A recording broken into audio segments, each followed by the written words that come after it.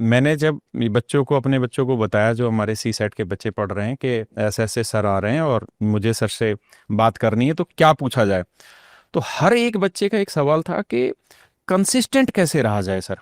क्योंकि यूपीएससी की तैयारी ऐसी नहीं है जो 6 महीने में खत्म हो जाए या 1 साल में खत्म हो जाए। बहुत सारे बच्चे ऐसे हैं जिनको बहुत लंबा समय लगता है।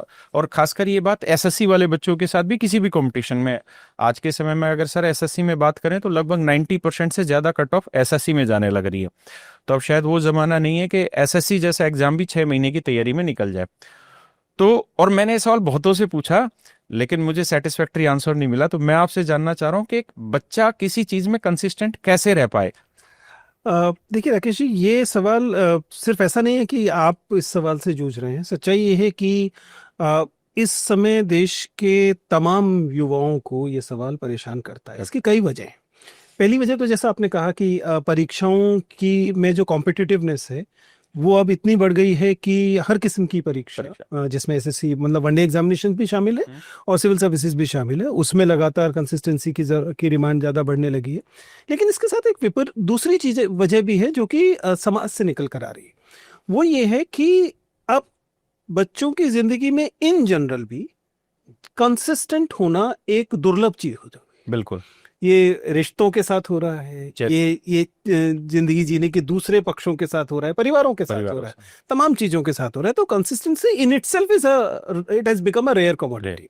ये एक परेशानी है जिस वजह से वे विद्यार्थी, और खासतौर से अगर जब आप ये ट्रांजिशन की बात करते हैं ना, कि एक एसएससी की परीक्षा की तैयारी करने वाला विद्यार्थी है, वह अगर यूपीएससी की परीक्षा की दुनिया में जाएगा तो जिस चुनौती को सबसे ज्यादा महसूस करेगा उसमें से एक कंसिस्टेंसी का मामला है। बिल्कुल। क्योंकि बहुत बार ये कहा गया कि वनडे एग्जामिनेशन 100 मीटर डैश की तरह होते हैं, कि आपने अच्छे से तैयारी ये की और पूरी ताकत लगा के झोंक दिया अपने आप को, और 6 महीने में 8 महीने में आपने निकाल लिया। हालांकि जैसा आप कह रहे हैं कि अब ये मामला मुश्किल होता जा मुश्किल रहा है, होता जा रहा क्योंकि एसएससी का भी जो साइज है, जो युवा जो कोशिश कर रहे हैं, उनका उनकी संख्या बहुत बहुत ज्यादा हो गई है।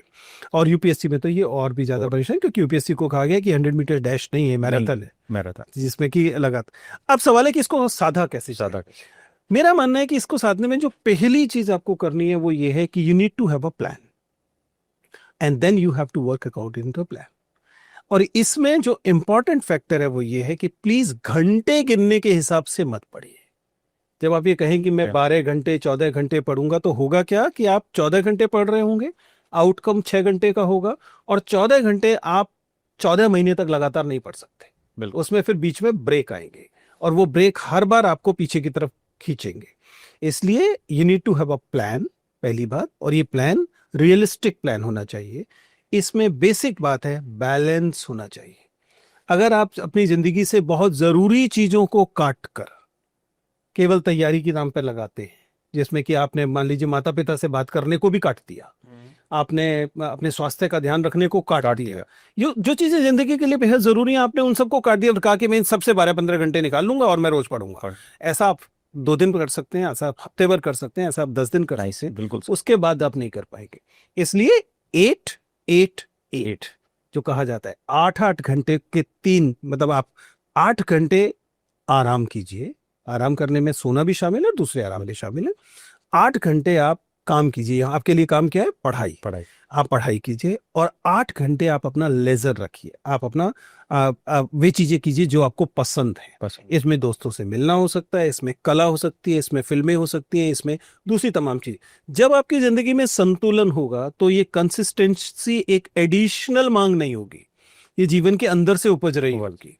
आप जैसे खेलने ना खेलने से आपको बेचैनी होती है, ऐसे ना पढ़ने से आपको बेचैनी होनी शुरू हो जाएगी।